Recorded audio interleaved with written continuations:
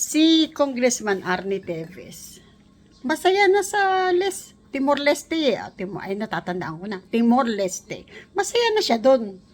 Tapos, kinidnap, hinuli. O, hindi. Masaya na siya doon. Kinuha niyo pabalik sa Pinas. Si Tatay Digong nga hindi masaya doon sa ICC. Hindi ba pwede kunin niyo na rin at ibalik niyo sa Pinas? Yun, gustong-gusto na eh. Ang daming rally na ginagawa.